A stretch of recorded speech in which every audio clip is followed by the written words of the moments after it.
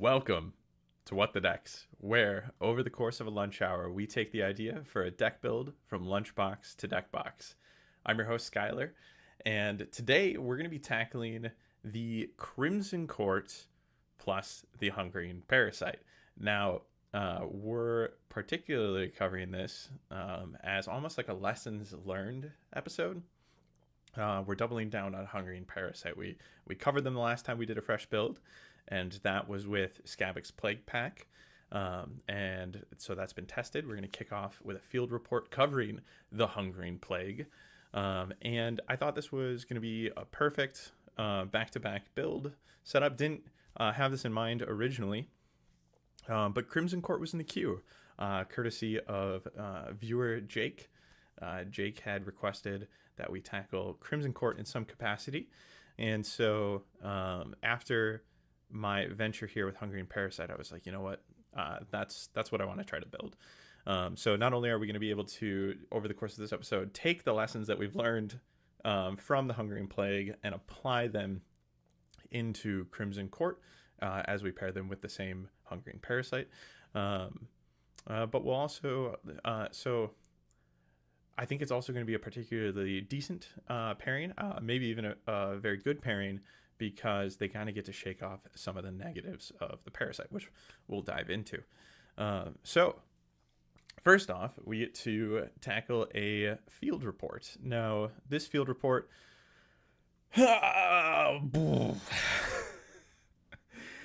Enough said.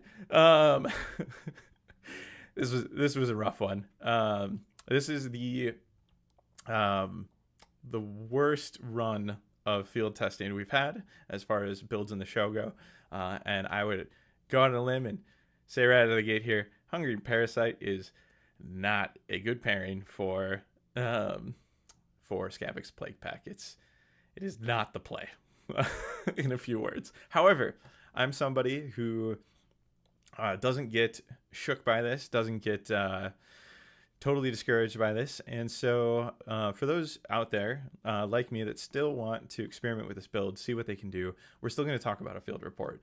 And we're going to see like what recommendations we might be able to make this better, give you a better launch point outside of the build that we already created, right? What recommendations, adjustments would I make against it as kind of a new starting point for you? So the reason it was rough, and when I say rough, so I actually only ended up playing 3 games of this. Zach, who had requested, local of mine, who had requested this pairing specifically, was like, well, if I requested this pairing, I'm absolutely giving it a try. Was excited to give it a try. Same with me initially. We both kind of determined pretty quickly that it was rough. So I played 3 games, won 1. And winning is not necessarily, especially in best of ones, it's not an indicative measure of like deck quality. You can be up against a bad pairing. You can have bad luck in dice and cards. There's just kind of a number of different things where you need a higher data set than 3 games. 3 games is kind of my minimum for being able to come forward with a report. But what I'm trying to convey there is like wins and losses don't mean everything here. Like for example, so Zach played 2 games and won 1 of them. In both of the cases that we won, we did not feel like we had won, and we had barely won. So yes, victory is victory. However, when it doesn't feel like you should have won the match, I think that says more about how the deck is doing than like that. Sometimes you get this exciting feeling like I just edged it out, and like I did a lot of cool things to make that happen, and the deck really sang to like edge me out. Like it was just a really close match. These weren't that. These were like there were struggles on both sides of the table. We lost most, if not all, of our models. In my example, I was tabled. Yes, I was tabled, and I won by a couple of points because I was just able to get enough going and to cripple their plan enough before I died that there was no recovery to be had there. So that was particularly against Zandara's Daring Delvers. And I think the win that he barely had, I know he played against Siren Eye and Exiled Dead, I want to say. So it was against one of those two. I couldn't tell you for sure which one. The other games I played were against Dreppers with Toxic Terrors, and I just got my absolute rat handed to me. Just every single dead rat handed back to me rather quickly. Let's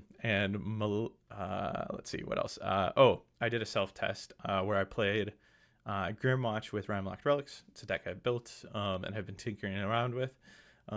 Tried playing that against the Hungering Plague as well. Lost that game. And that's always interesting when you kind of control both sides of the equation.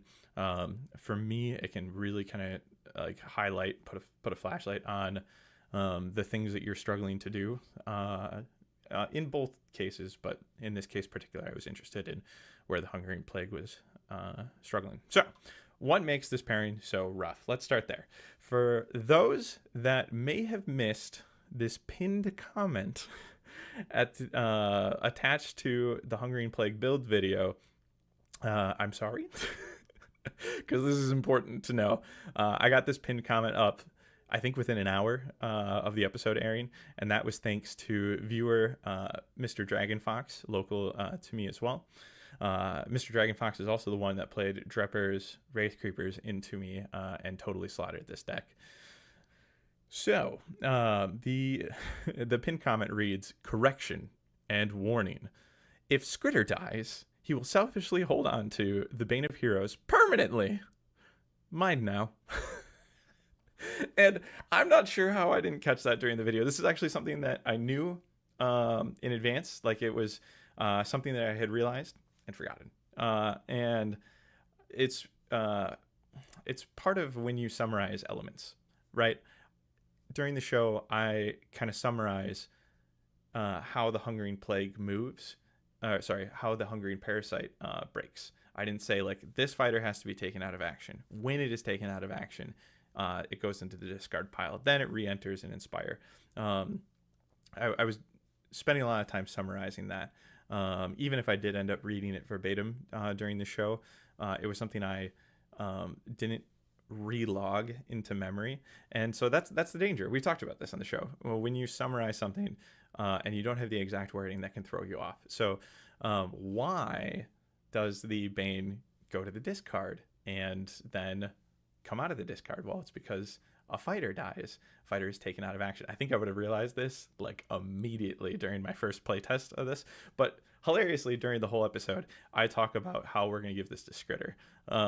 And that's probably going to be our game plan. Now, the reason during the video that I kept saying we were going to go with Skritter is I kept mentioning that I'm nervous to give it to our other fighters, that we have fighters that are hanging out on one dodge defense, often with very low health, right?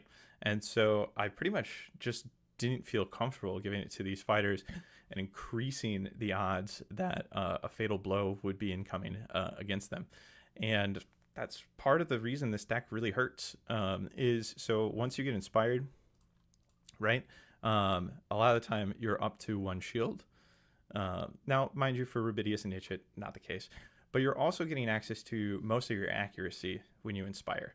So when you give the Bane of Heroes to a fighter, all of a sudden they are often on worse defense, but they're also more inaccurate.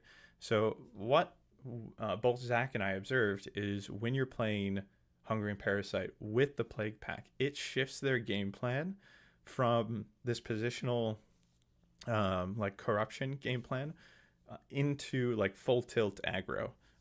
And it's also then much harder to keep fighters alive in these corrupting territories and no one's in enemies, because people are getting rerolls against you and you're already so fragile. So it really blows up your ability to corrupt.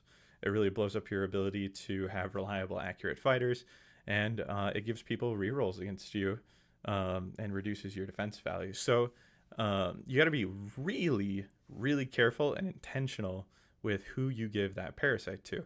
And so originally the hope was, oh, we'll give it to Skritter. and then we'll be able to really tempt some interesting decisions because he doesn't give up a bounty.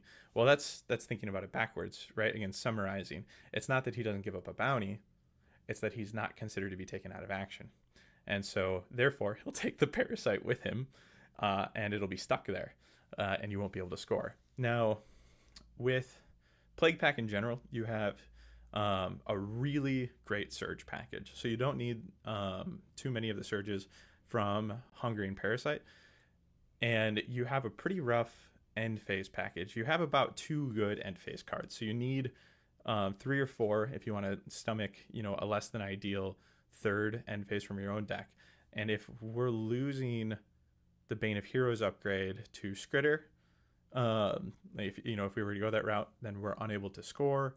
And then if we're relying on these fighters to survive and get us these Bane of Hero scores, that's very tenuous. That's very difficult. So let's talk about kind of some recommendations I'd make for trying this pairing going forward. So know that you're in for a difficult time. You're in for an aggro game plan, and you have to be extremely intentional with where you place this. Where the Bane of Heroes upgrade. So, like, one of the benefits of running this deck is Wicked Aim, right? And if there was a way to run some of the benefits in this deck without the drawbacks, you would do it. And again, that was an idea kind of with Skritter initially. So, like, giving Wicked Aim without the Parasite to any of your range 2 fighters cranks them up to range 3. And it doesn't break unless they ever make a range 4 or greater attack. That's only going to happen if they have the Bane of Heroes on them.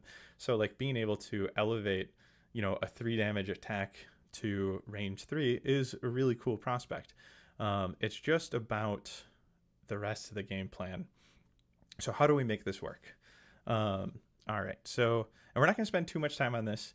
Like, I want to spend maybe no more than 5 more minutes on the field report, because I really want to jump into building with Crimson Court, and we're going to talk through a lot of the same things that will apply here. But briefly, let's talk about some things that we can apply here.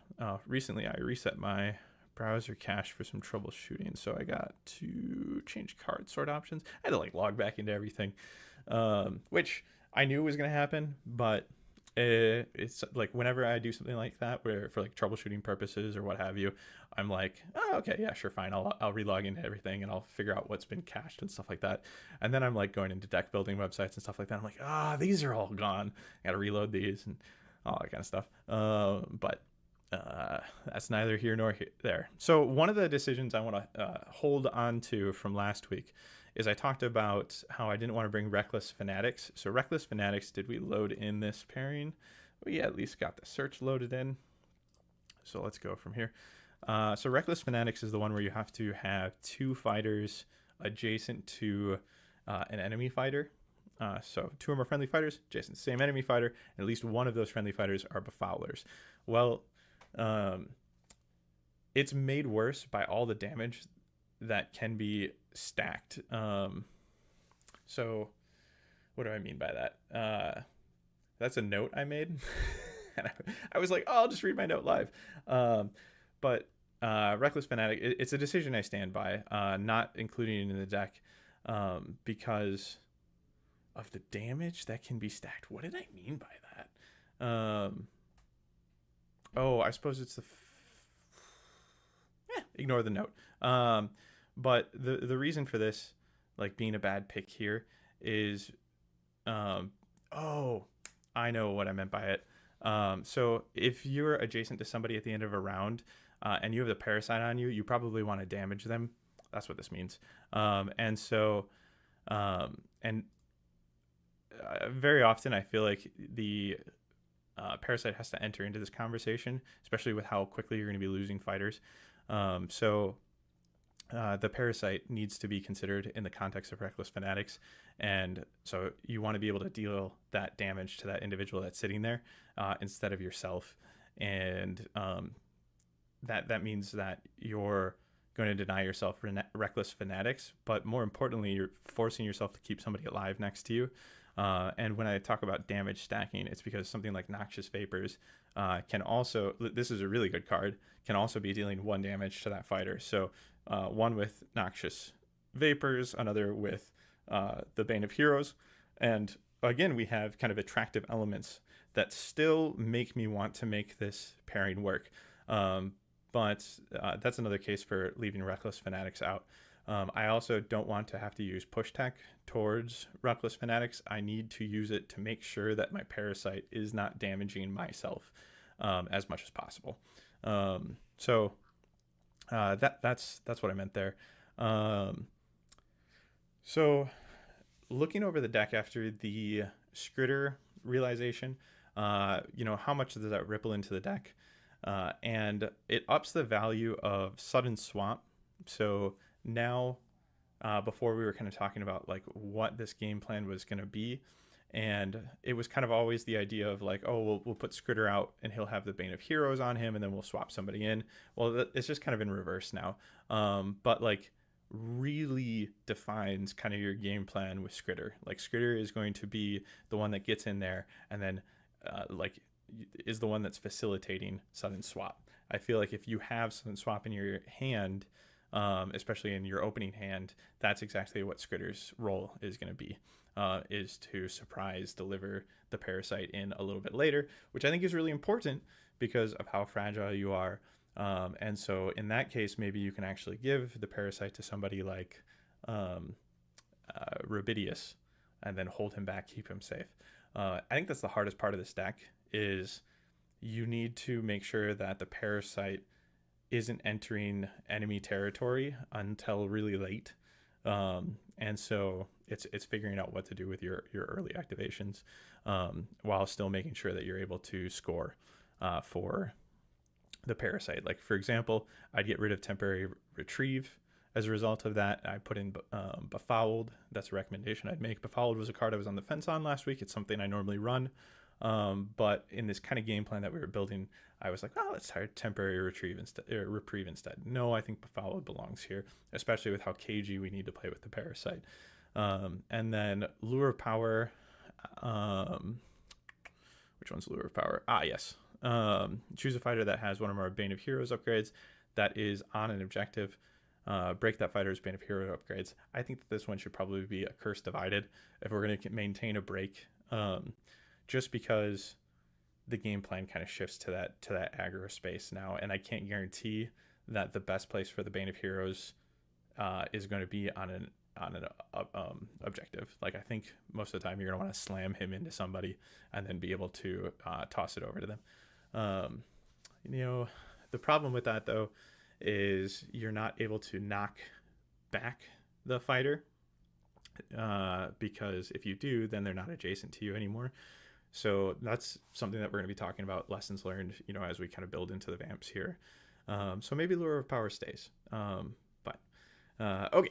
Like I said, I don't want to spend too much time on this particular report, not because it was a rough build, but simply because I think we're going to get the chance to dive into a lot of lessons learned over the course of the episode. Okay, so jumping into, we're going to clear the deck editor here. We're going to jump into our new build, which I'm excited to get to.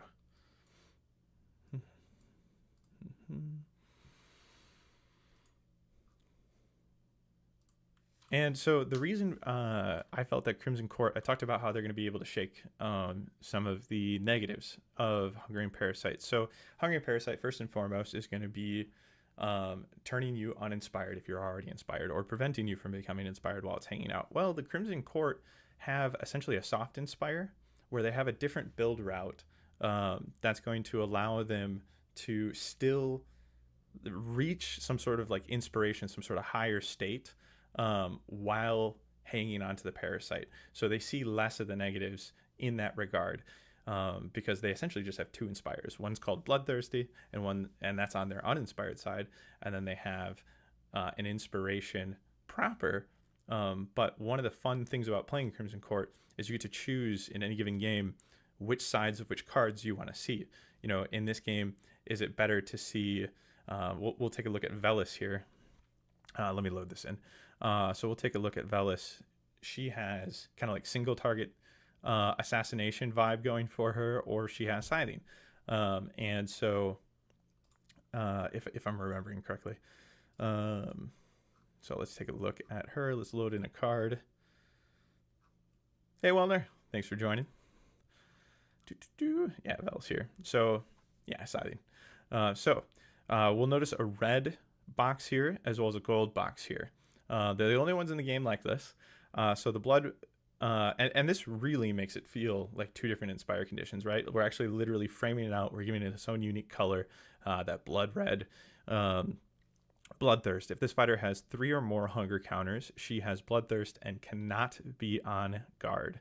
And then at the end of the action phase, so this is the yellow box now, this fighter has no hunger counters. So that's how they reach Inspire.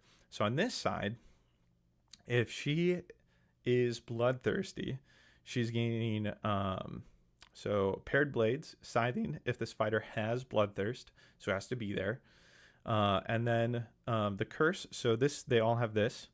In fact, if we saw this warband come out a little later, you know, it's interesting. It came out in a season where this was true already.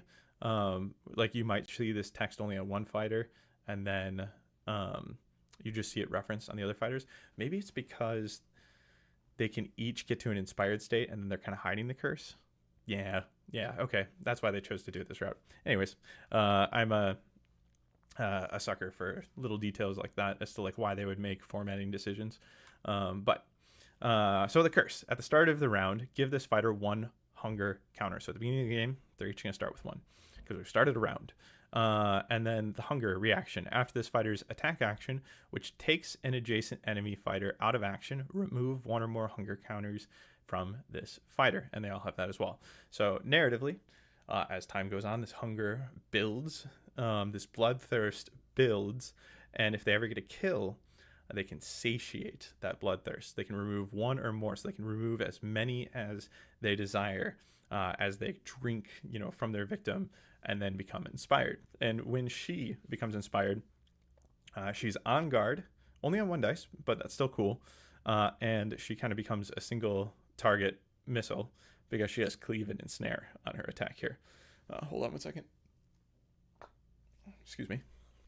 And then Lurking Horror. After an activation, if this fighter has 3 or more hunger counters, so if she starts gaining hunger counters, this fighter is uninspired. She'll still hold on to the hunger counters that she's gained. So 3 or more is also a recipe to become bloodthirst. It's nice that she doesn't, like, as the hunger kind of starts re-emerging, she doesn't instantly flip over. It actually waits until she's ready to be bloodthirsty. And again, that's true across the board here. So you kind of have this toolkit in these fighters. Let's take a look at the rest of the toolkits. So Prince Duval here, our leader. With Wizard level 1, we got a Wizard level 1 on Gorath as well. Not really going to matter too much in this build because Hungering Parasite doesn't really bring any spells at all. So we're not really leaning in that particular way.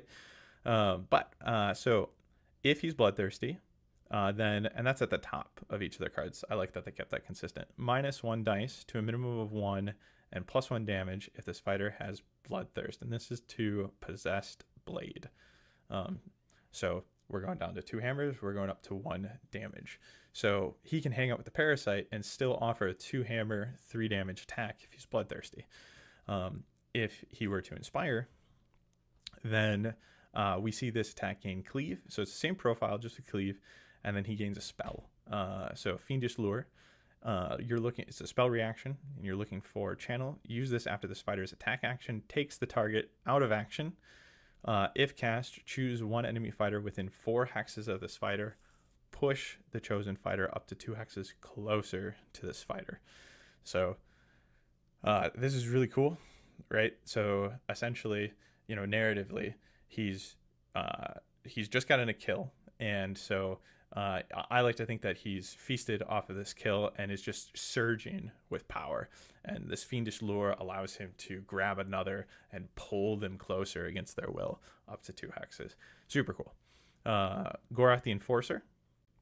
So while he's bloodthirsty, he gets -1 move, so it drops to 3. to a minimum of 0 and +1 wounds. So all of a sudden he's a large fighter.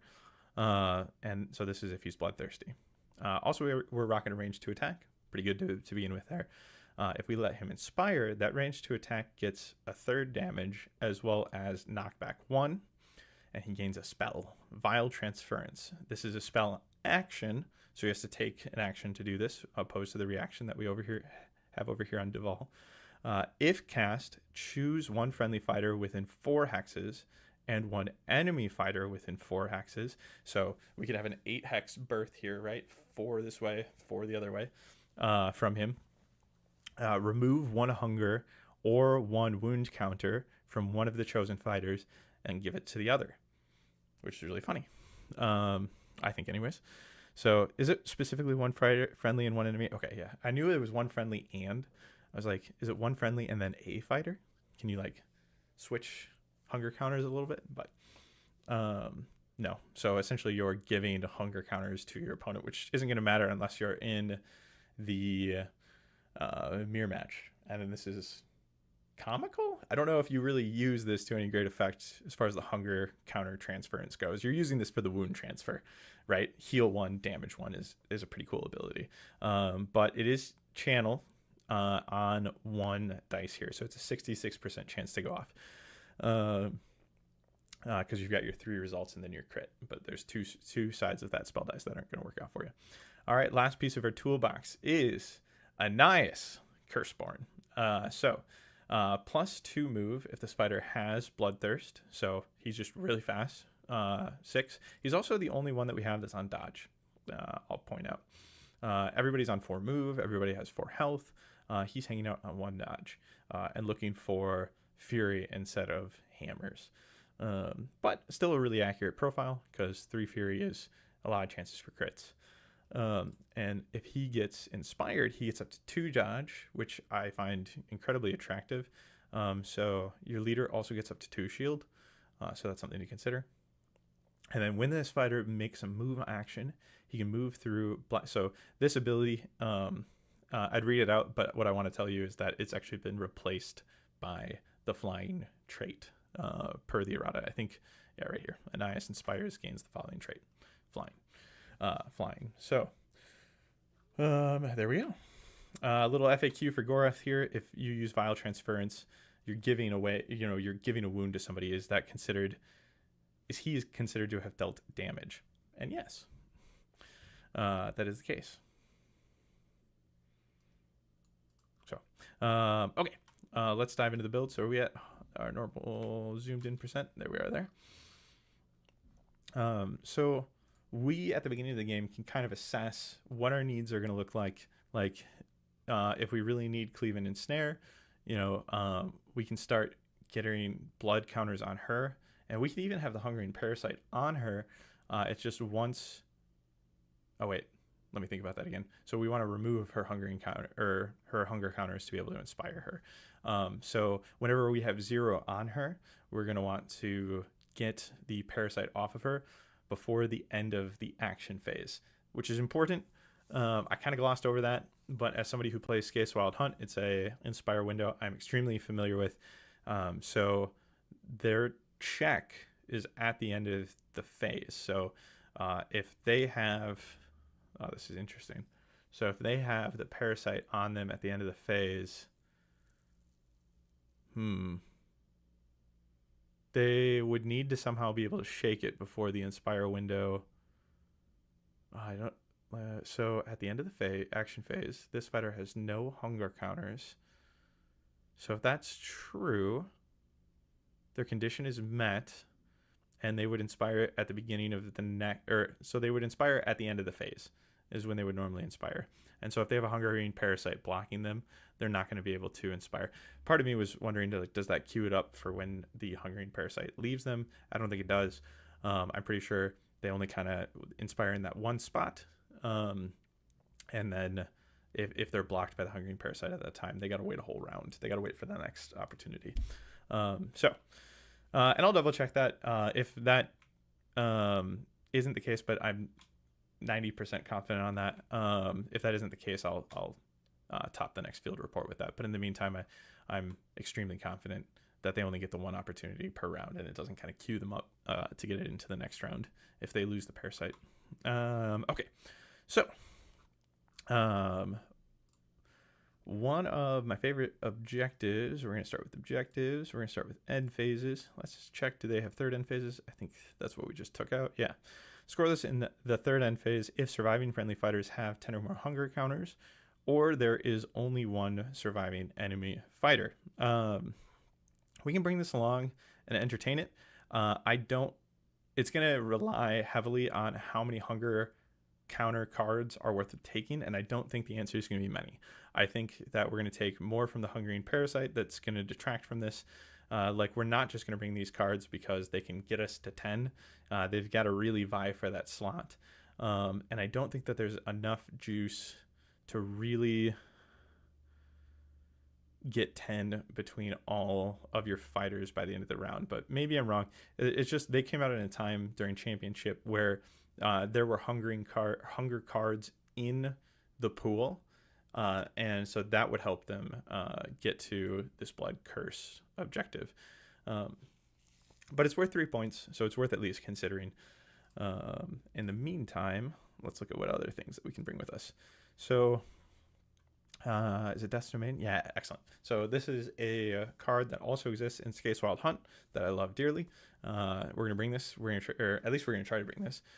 Score this in an end phase if your warband holds all objectives in one or more players' territories. Now, there's a lot of value to this card because of delving. So at the beginning of the game, if you've got 2 tokens in your territory and you can safely delve one of them, now this just became hold that other one in your territory for an end phase at some point in time, and then score 2 points. So knowing that this is in your deck, a lot of the time how I'll place objectives is I'll make sure that there's only like 2 in my territory, and if I want to also vie for their territory, I might even start with my first placement being in the middle in no one's territory, so that we have 1 token that's immediately out of the equation. So I'm either holding up to 2 in their territory or up to 2 in mine, but all that are facing up within that territory. So we're going to take that for 2 points. I really enjoy that card. Grave Lords. Score this in an end phase if 2 or more surviving friendly fighters are inspired, or each surviving friendly fighter has 2 or more upgrades. Yeah, I think this is probably pretty solid. It's only asking for 2 inspirations, which I think is generous. There's got to be different ways to remove tokens from ourselves. As long as that's true, we can count that towards this. So then it's probably like 1 fighter gets a kill, and then the other one has some sort of cheat. Worst case scenario, we have to get 2 kills. And if we get them with the Hungering Parasite fighter, because we're getting rerolls from that fighter, maybe we'll be able to then pull the Parasite off so that they can be part of the Inspire equation. So I think juggling the Parasite is going to be really fun with the Vamps because they're hardy. They all start with 4 health. If Scabix Plague Pack all had 4 health, we'd have started this episode with a completely different field report. Obviously, with 6 fighters, they shouldn't, but still. All right, so on the chase. Score this in an end phase if each surviving friendly fighter has 1 or more hunger counters, or 1 or more surviving friendly fighters has a move characteristic of 6 or more. We see Anais featured here. That's because if he has 3 counters, then he gets +2 move, and he's up to 6. For 1 glory, this feels reliable for... Well, you know what? No, it doesn't. So in order to get Anais to meet that second condition, we could be like in round 3, right? And have chosen to not inspire him. And if we're running this card, we're kind of forcing ourselves into that play route with him. Right? It's his Bloodthirsty side that gives +2 move. Yes, it is. Okay, so just double checking that, locking that into brain. So we're looking at late round Anais or card play to get Anais to this point. Alternatively, each surviving friendly fighter has one or more hunger counters, works immediately against Grave Lords because we're losing our hunger counters, clearing them to get to that inspired state. for that first part of this hybrid here. Now we can still take on another hunger counter without losing our inspire, but how? How are we? So for 1 on the chase is a pass. I'm gonna take a sip of water here. Losing my voice already. Oh, excuse me. I should have muted the mic there.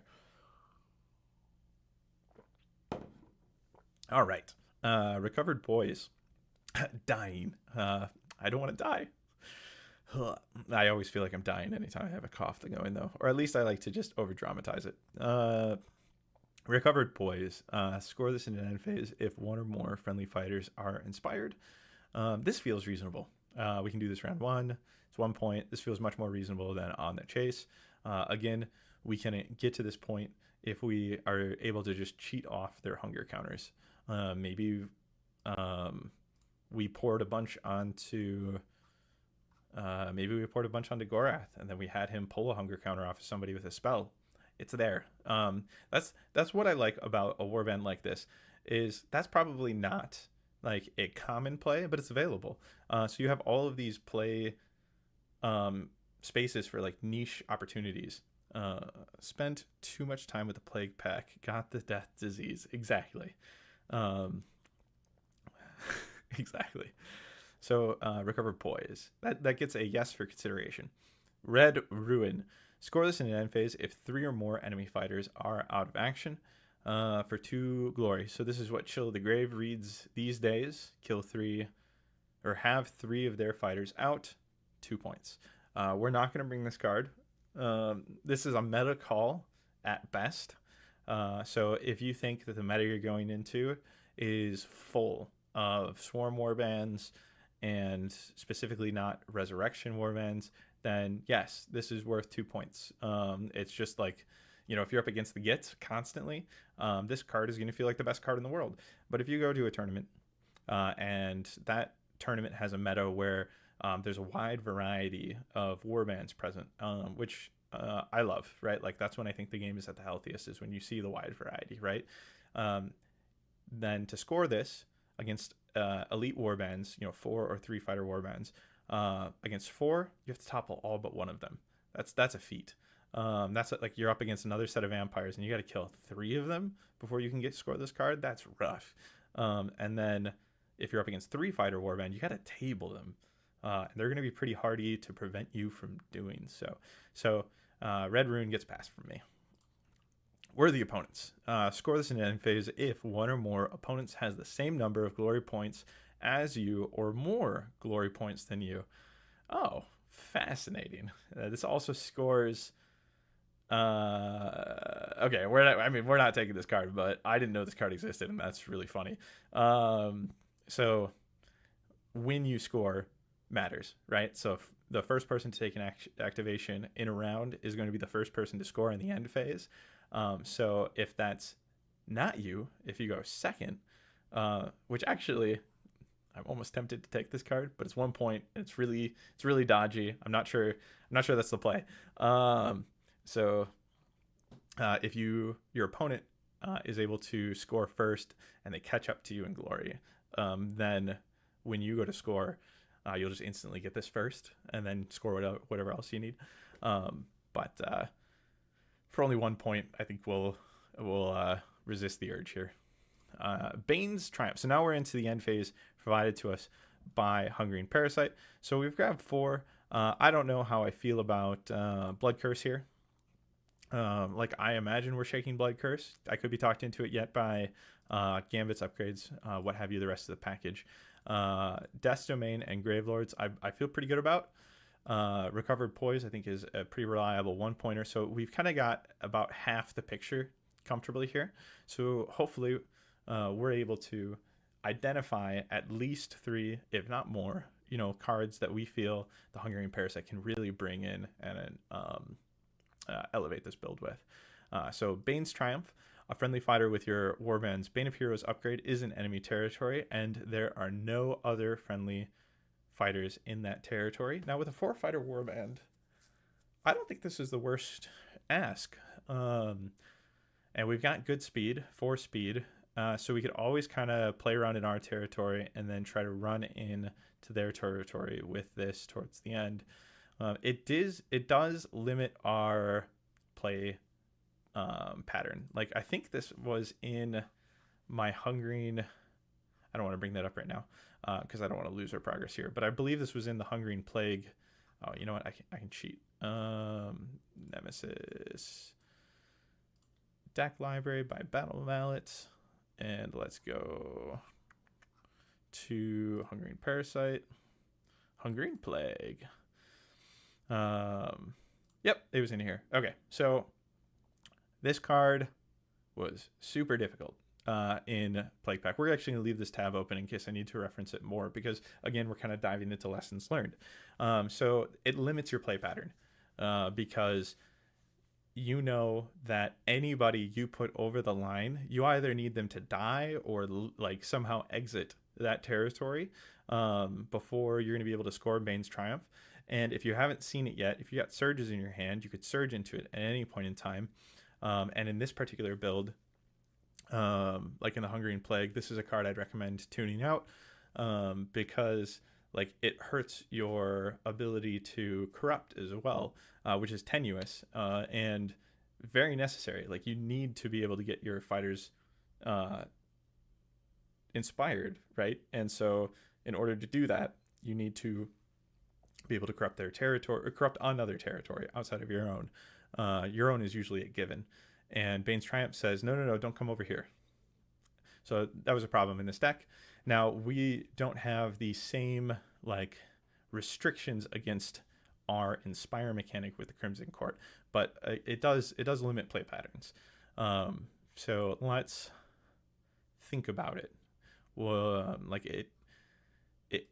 I'm curious outside of big boy warbands where this card is going to feel good 90% of the time. Like I feel like this card always comes with a push or pull unless your mission statement is I'm Mollog, I'll be in there alone anyway. Or like Rothgorn, you brought him into that territory and are just terrorizing them.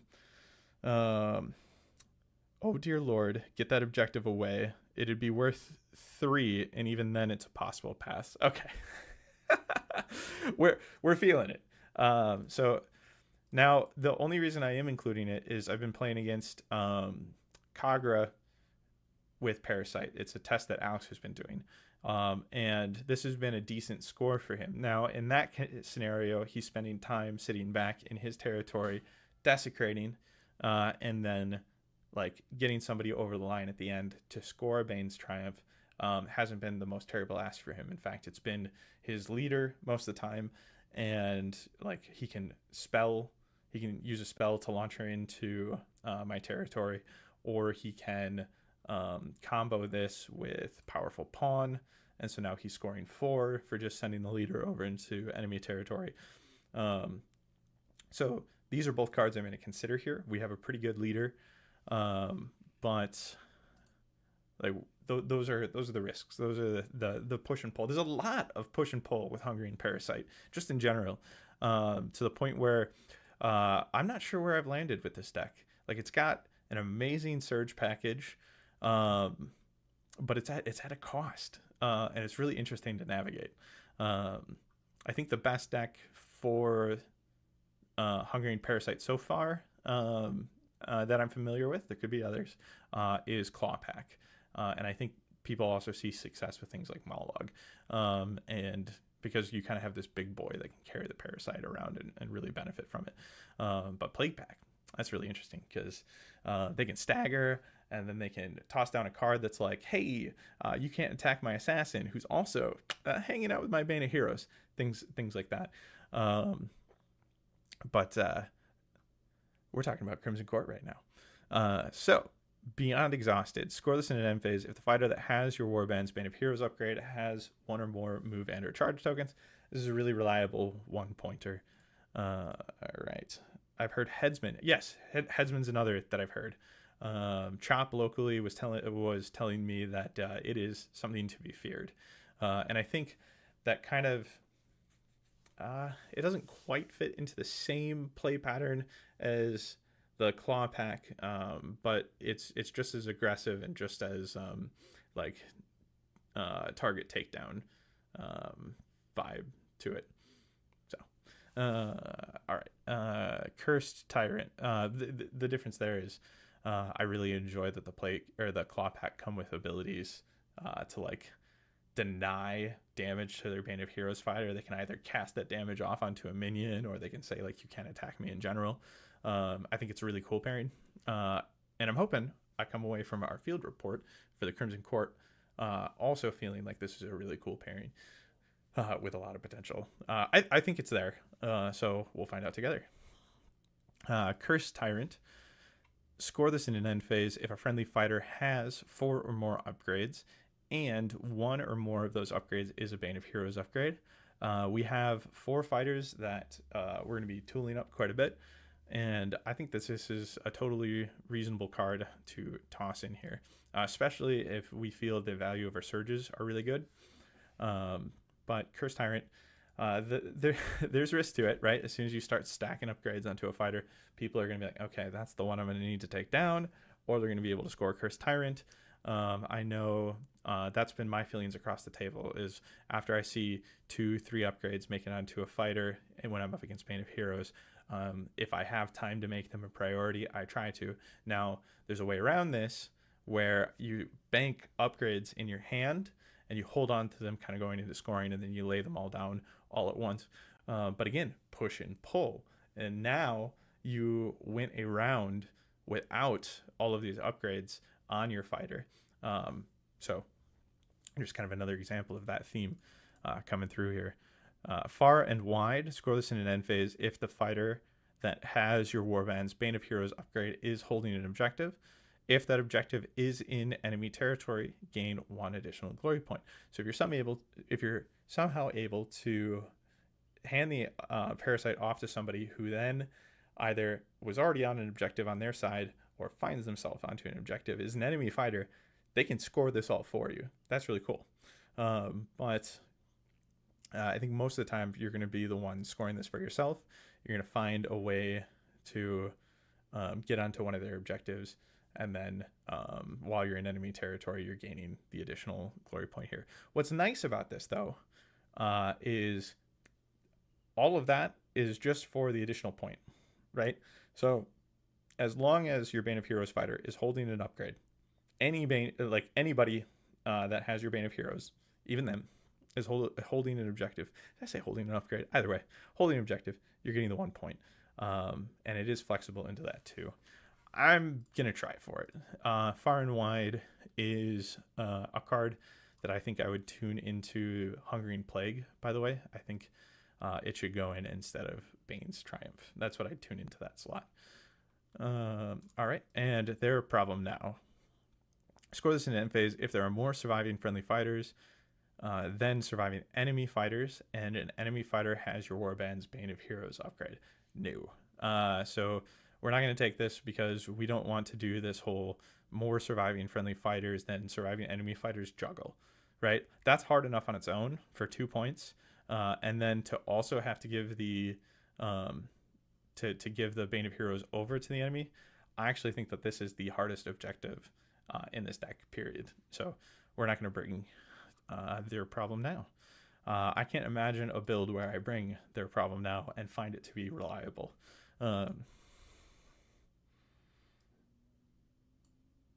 I suppose in resurrection builds. There you go. That's your answer. Outside of that, stay away. Okay. So let's go to surges. And so we're looking for 3 solid entries there. We put 5 in, some of these are like, I think this is going to be easy tuning. As we build the rest of the picture in, it'll probably become pretty apparent what end phase we can tune out, kind of what our game plan looks like overall. So I'm happy to have this nice consideration pool, and I think it'll self-tune here shortly. Now for our surges. So we only have 5 surges on their side because they're an older warband. Courtly Hunt.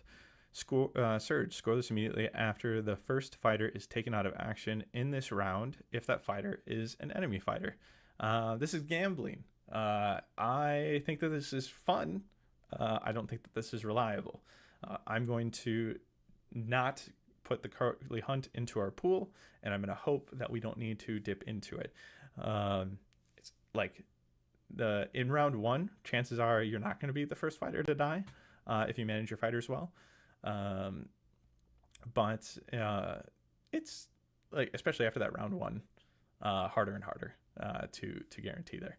So, right, Crimson Hounds. Surge. Score this immediately after an activation in which a friendly fighter made an attack action that targeted an enemy fighter adjacent to one or more other friendly fighters. So what's really cool about this is it's just that you targeted them, right? You don't need a successful attack action to score this.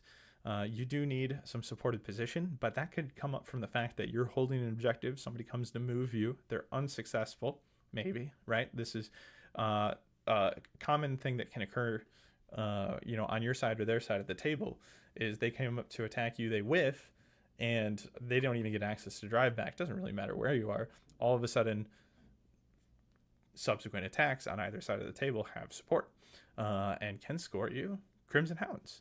Yeah, this is a pretty likely scenario to occur, even without pushes. I'm not sure what our pushes look like in this deck, but there are tools in this deck that are going to allow us to push and move fighters with the Hungry and Parasite tech. So I think this is going to be a keep, and I think it's going to be a fairly reliable surge. Preternatural Speed. Score this after an activation if each surviving friendly fighter is in enemy territory. So if we keep Preternatural Speed, which we're going to consider, that will self-tune out Bane's Triumph. So here's, again, some of that push or pull and self-tuning that we're going to experience as we go along. So Spirited Attempt.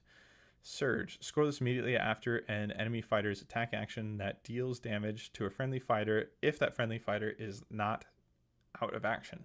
Somebody attacked you, somebody did damage to you, and they didn't kill you. You get a point. Now, Mad Mob have the same card, but Mad Mob requires a charge. This is better. This is far better. This is a card you'll always keep, like when you draw it. The only time you're not going to keep it is if you have like one vulnerable fighter left, because there's no more damage to be dealt before death occurs. So Spirit Attempt is an amazing surge. So we've got an amazing surge, a pretty reliable surge, and then a fairly difficult one. Like this is in round one. You have to have all your fighters be able to, they have got to be like 2 hexes away from no one's territory, right? And reason for that is you all have move 4, and you got to get over no one's territory, which is another hex, so that's 3, and then you got to get in, and you got to stay in. So I'm kind of talking myself out of Preternatural Speed, but this is a nice late game surge. And I kind of don't want to bring Bane's Triumph, so maybe I drop both. All right, Deadly Influence. Score this immediately after an activation step in which the fighter that has your Warband's Bane of Heroes upgrade was staggered or dealt damage by a lethal hex. This is good. So when you have the Bane of Heroes, you're already staggered. So running through a snare hex on the board, which you're going to want to run, like that isn't any more of an ask, right? Sure, you're getting staggered along the way, and if you ever get rid of the Bane of Heroes upgrade, then you still have a stagger token on you, whereas normally getting rid of the Bane of Heroes would like clear up that whole situation for yourself. But extremely reliable surge. Make a move or a charge through a snare hex, and continue to be staggered. Like, yes. So Driven by the Curse. Score this immediately after an activation step in which the fighter that has your Warband's Bane of Heroes upgrade made a successful attack action. This is a kill surge. This can be done by them if we hand the Bane over to them. We'll put it in. I'm sure it'll tune itself out though, because it's a kill surge. Seek the Cure. Score this immediately after an activation step if the fighter that has your Warband's Bane of Heroes upgrade is holding an objective and that fighter has 2 or more move tokens. I don't like Seek the Cure. The reason I don't like it, especially in this build, is because it can't be. It's not charge or move tokens, right? So you have to find multiple ways to move these fighters, and so it makes a lot of sense to see Zarbag's Gits here. But for them, like if they could charge and then in a charge out, say, make a move onto an objective, this might be worthwhile because it scores immediately after an activation step. So it could be yours, could be theirs. So it's got really good scoring window, but having to move twice is kind of what pulls me away from this. Very often it's going to be at least one action and then one trick to make that happen. And I don't know how many tricks that we're going to have that are going to move. So if this ever does require 2 actions where we're not using our blades, I just feel like that's not the correct move for this warband. Temporary Reprieve. Score this immediately after an activation step in which your warband's Bane of Heroes upgrade was broken. Activation step. So it has to happen mid-round. There's only 2 ways to do this that I am summoning to mind immediately. Either A, Bane of Heroes fighter died, and that's going to be us. So it is a reward for dying. So it's something to consider. The other thing is we can bring a Surge that snaps this away from us if they end a move adjacent to our Bane of Heroes fighter. Now, range 2, range 3 makes that hard, and then being in a best of 3 makes that hard as well, because as soon as people know that you have this card, or the other card, they can wait. They can wait it out, and they can just kind of stay at that range 2, that range 3 against you. So, which brings a certain amount of value, knowing that they're not going to be like range 1 attacks are usually your more punishing attacks from like an accuracy and damage standpoint. So knowing that they're going to be scared of those, but that doesn't bring enough value to offset that equation. Well, we're going to consider this one. I think it might tune itself out. The Clutches of Evil. Score this immediately after an activation step if an enemy fighter has your Warband's Bane of Heroes upgrade. Yeah, I think this is fine. You have to figure out a way to get it to them and a way to get it back. But it's something that we can consider. I think I like it more than Temporary Reprieve, but only a little bit. Like I think I'd rate these about the same.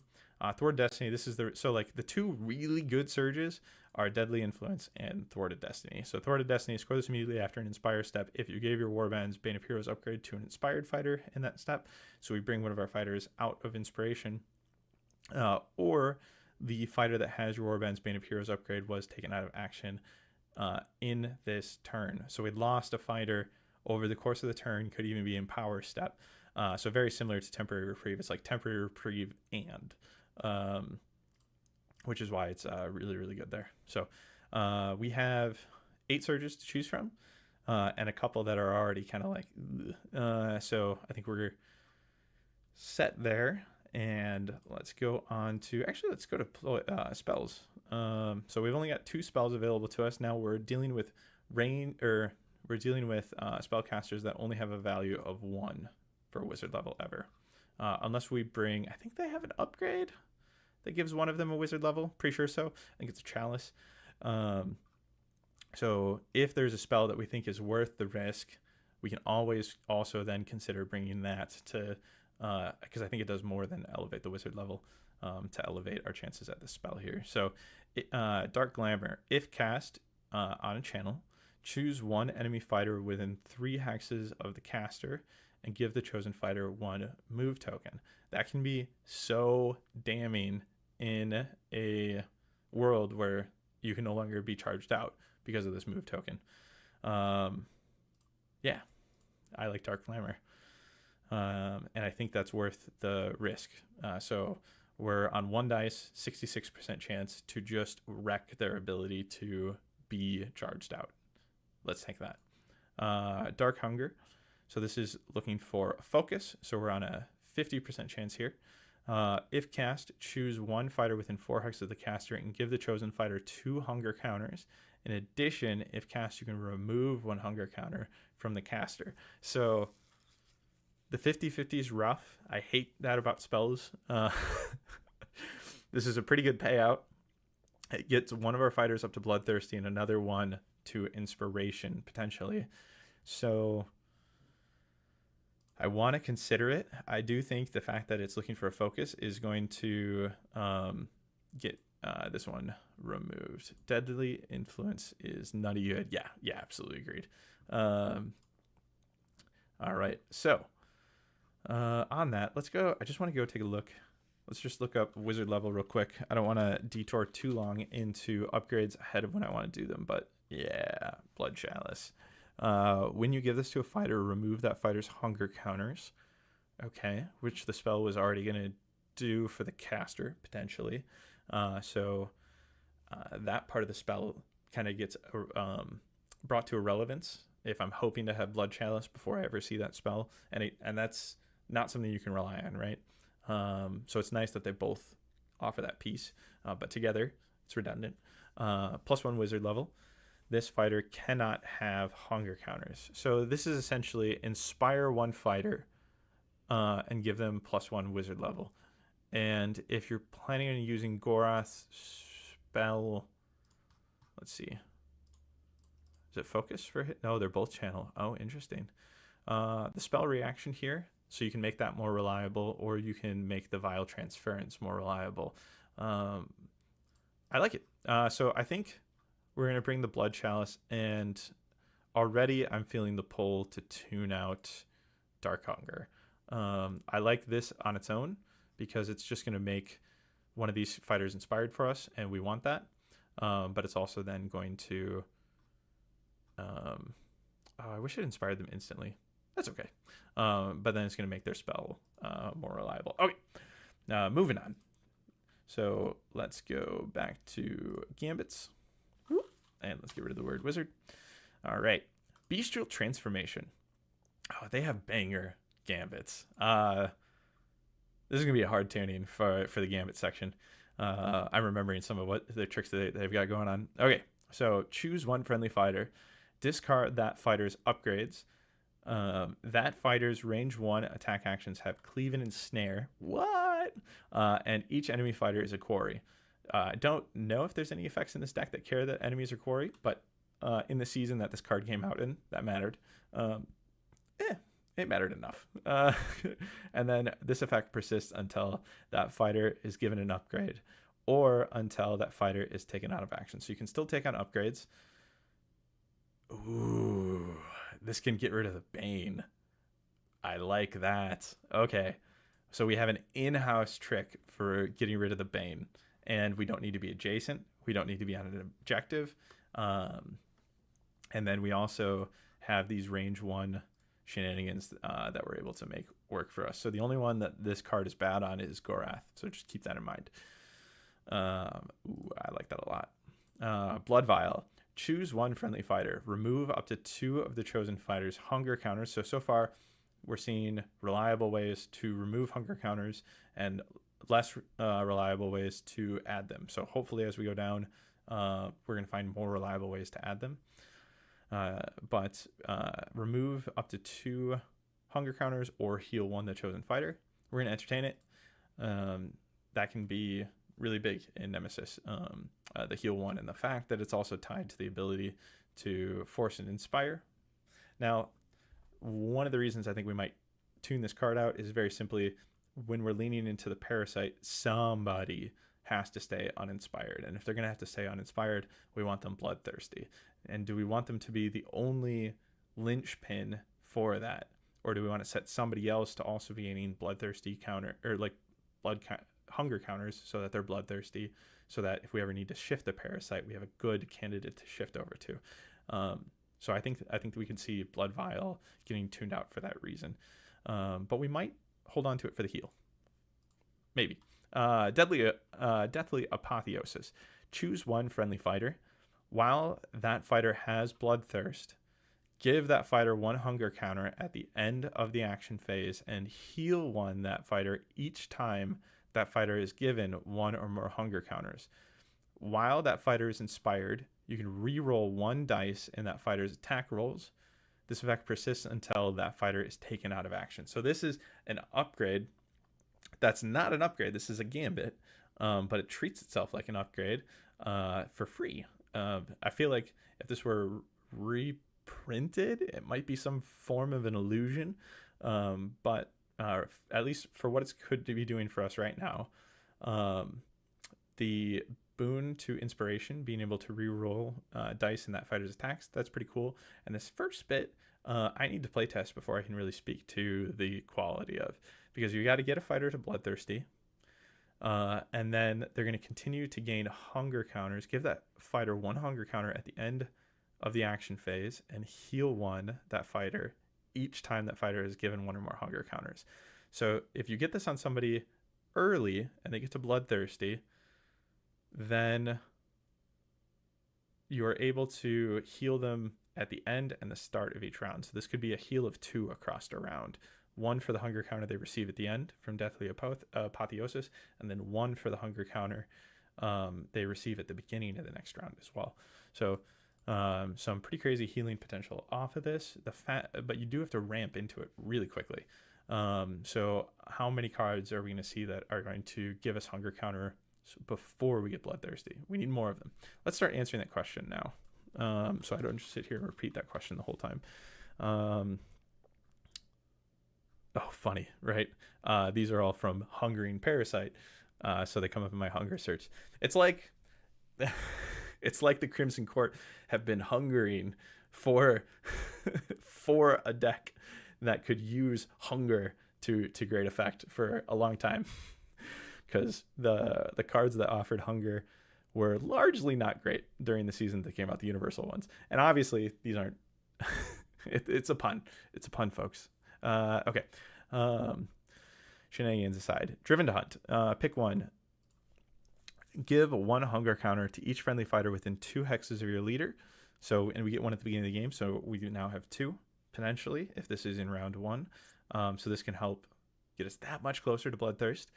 Or push 1 other friendly fighter within 2 hexes of your leader up to 1 hex.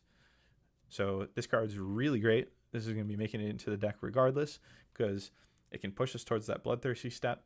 It can help us push one of our fighters sidestep style, as long as they're within 2 hexes of our leader, and it's salvageable if our leader goes down. There's a lot that this card offers. Startling Competence, reaction. Play this after an enemy fighter's attack action that deals damage to a friendly fighter. Pick 1, remove 1 of that friendly fighter's hunger counters, or draw 1 power card, or push that friendly fighter 1 hex. So react, replace itself, push the fighter, or remove 1. I'm putting it in, but I'm not sure about it. So unfortunately, we don't have much Gambit speed ability to push our bloodthirsty side in round 1. So our best bet right now is to get Driven to Hunt and to use it to award hunger counters. So now we're at 2, and then we start round 3, we're at 3. So that's our best route to bloodthirsty right now. And Driven to Hunt still staying in, it's good regardless. But that does devalue how quickly we can get to bloodthirsty. Let's look real quick in the upgrades. Glutton for Gore. When this fighter is given 1 or more hunger counters, instead give this fighter that many plus 1 additional hunger counter. When 1 or more of this fighter's hunger counters are removed, instead remove that many plus 1 additional hunger counter. Okay, so I think we'll probably take this too. This could be inexperience with Crimson Court talking, but how I read this and what we've read so far is I'm not getting to bloodthirsty until round 2 anyways. So this is another way to get me there. If I get this card in round 1, I get a glory, I award this, I'm looking at a bloodthirsty fighter early in round 2 as a result of this card. I imagine this is also your engine for if you really wanted to score a Blood Curse.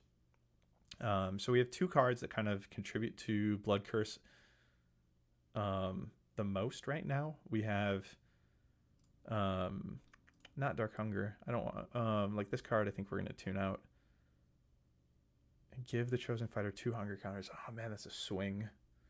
Okay. Glutton for Gore though. and Deathly Apotheosis are upping the amount that we receive, right? So this is giving us 1 at the end, and then anytime we get 1, we get 2 instead. But this only gives it to us once we're bloodthirsty. Okay. So I think Blood Curse, so what it's asking us is, so we got 4 fighters. If we only ever bloodthirst them, but we already know that's not the goal, we're going to be inspiring probably 2 of them. Then if let's say we weren't inspiring any of them, we were just letting them be bloodthirsty all game, then that's 12 at the end of the game, assuming they all survive, and they're just given the ones from the rounds. And then one of them dies. Okay, now we're down to 9. Let's assume another one dies. We're down to 6. So we have 2 fighters left at the end of the game. We need to find 2 more tokens apiece, essentially. It could be 4 stacked into the 1 fighter, but if they're able to target somebody who's getting that extra generation and take them down, then they probably just take Blood Curse down. So I think right here we can already decide to tune Blood Curse out. Okay, so we've got most of the hunger conversation taken care of. Let's get back to regularly scheduled Gambit programming. Mighty Strike. +1 damage to the first attack action made by a friendly fighter in the next activation. In Nemesis, I have more of an appetite for these than I do in Championship, because in Championship you can bring these in the upgrade slot. So let's entertain it here. We're going to be running around with a reroll anyways on a fighter. Could be good. Quicksilver Advance. Choose 1 friendly fighter, then pick 1. The chosen fighter makes 1 move action. So here's a way that we could cheat out that move action that we were looking for in the Surge with the Zarbags Gets on it. But I still think that we leave that one alone. I don't think we go for that. Or you remove 1 of that fighter's charge tokens and give that fighter 1 move token. The fact that we can make an out-of-sequence move action is really good. The charge down to a move is less good than it used to be. Like, that used to be a major boon from that card. 10 Abyss Form. Choose 1 friendly fighter. That fighter's defense characteristic is dodge 3. That fighter cannot make actions or reactions, cannot cast spells, cannot be on guard, cannot hold objectives, and cannot be driven back. This effect persists until the end of the phase or until that fighter is taken out of action. I like this a lot. So it reduces them down to like holding a spot. Like that fighter cannot make actions is where this card gets a little risky. But if you early game, you got multiple fighters live, you toss somebody into their territory, you don't want them to die, give them 3 dodge. Maybe this is your Bane of Heroes fighter and you just need him to stay put. Like, I think there is a space for this in this deck. Will it be the 11th card and get tuned out? Maybe, but I think that's going to depend on what our objectives are ultimately asking us here at the end. So, a Curse Divided. Choose a fighter that has 1 or more Bane of Heroes upgrades that is adjacent to 1 or more fighters. Break that fighter's Bane of Heroes upgrade. So, as talked about previously during the Hunger Plague section, a Curse Divided, the difficulty here is you have to maintain adjacency. So if you run into somebody and you want to hand this to them, then you have to have another card, another trick, another action, something to be able to then pull your fighter away and keep them isolated. And you have to hope that they don't have tricks themselves to then be able to move the fighter that you hand this to. So I would much rather and as soon as you give it to them too, like if you get to the end phase, they're going to damage you. That's the rub, right? They're going to say, if you haven't gotten it away from them, they're just going to give you the damage from this. Like if you could, after like a success result is identified in an attack roll, play this card as at reaction speed, hand this to them, and then boop, drive them back. Then this would be better, but you have to wait. You have to wait for the next Inspire step to give Bane of Heroes over. So ultimately, I'm pretty cold on this card, is where we're getting. So I think Curse Divided is nowhere near as good as what Bestial Transformation is doing for us when it comes to getting rid of the Bane of Heroes upgrade. Lure of Power. Choose a fighter that has one or more Bane of Heroes upgrades that is on an objective. Break that fighter's Bane of Hero upgrades. Maybe. Why are we breaking the Bane of Heroes is going to be an important question that we're going to have to answer for ourselves in order to keep this. So when you're breaking it, you're trying to hand it off to somebody else. Are you juggling it on your side? Are you trying to hand it to them? What is the goal? So we got to keep that in mind. Malefic Siphon, this card I definitely want to bring. Choose the fighter with your Bane of Heroes upgrade. Heal 1 the chosen fighter, then choose another fighter within 3 hexes of that fighter. Deal 1 damage to the chosen fighter. So heal 1 from you, damage another. Combo this with Gorath's spell action, and all of a sudden you can rudely transfer, with a spell and then a power, you rudely transfer 2 wounds over to a target. So we're going to take Malefic Siphon. Opportunistic Leech. Reaction, play this after a fighter ends a move action adjacent to the fighter that has your Warband's Bane of Heroes upgrade. Break your Warband's Bane of Heroes upgrade. So I was having it hawing a little bit before about what range 2 and range 3 can do to deny this.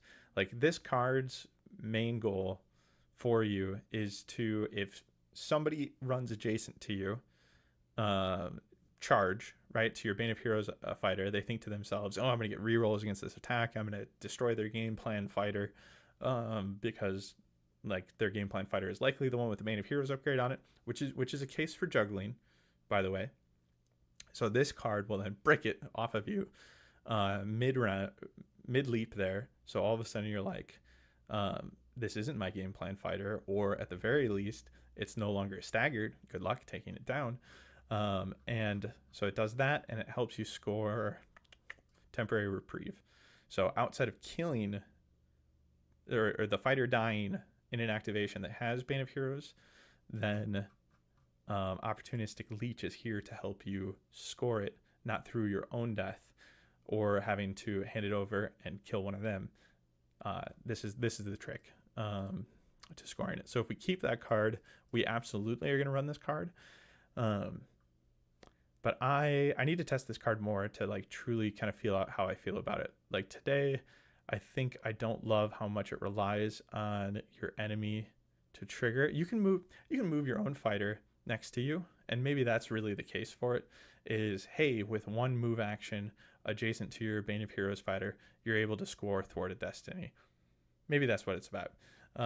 So if we keep that objective, we're keeping this. If not, I'm probably going to tune this card out. Pulse of Hunger. Choose a fighter that has your Warband's Bane of Heroes upgrade. Roll a magic dice for each fighter within 1 hex of the chosen fighter. On a roll of critical, deal 1 damage to that fighter. Otherwise, stagger that fighter. So we're taking a look at our Bane of Heroes fighter. It's funny, too. I should watch the Plague Pack episode that we had just done back to back with this one and see if my commentary changes on some of these cards. In this case, I don't think that this card's particularly good. I don't think I thought it was good there either, because it's all you're hoping for that crit, and that stagger doesn't help you too much because you're already staggering people that are adjacent to you until you move, of course. And so the idea here is, before I move, I want to get you all staggered and hopefully land some damage with this dice roll. I think we can just pass on this. There is some chat going on, so let me take a look at that. If a fighter which is inspired gains enough hunger tokens, do they become uninspired?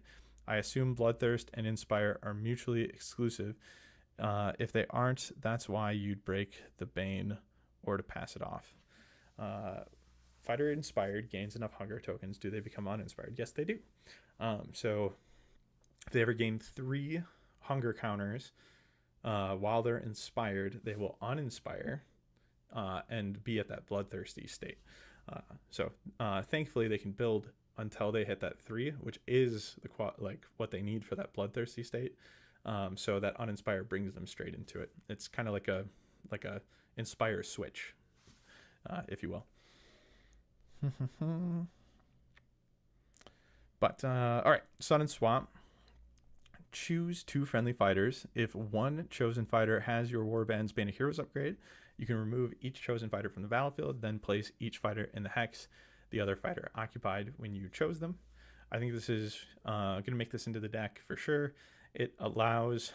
I haven't used it to great effect yet, like admittedly, but I know what the potential can be here because I played with similar cards, like played with the card in masks, for example, where you have to have a mask on each fighter, which will generally box that card out of my builds because it requires too much seed glory to make work. But when I have played with it and it's worked, it works really well. It can work really well. Like just being able to swap 2 fighters, like you can swap your Bane of Heroes into scoring position.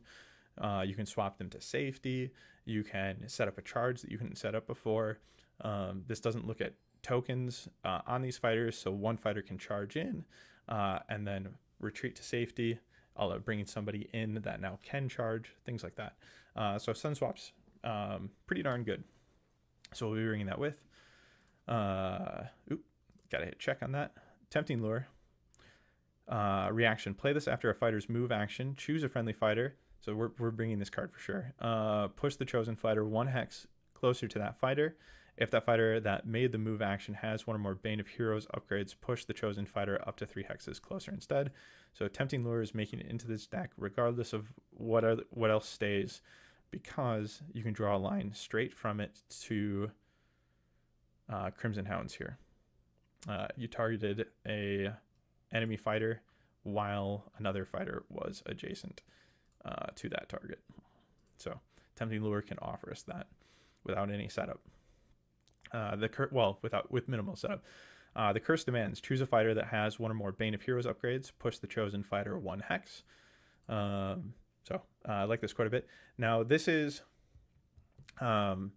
if you're handing the Bane to your opponent, you can use this to push them away and guarantee that isolate where they have to damage themselves.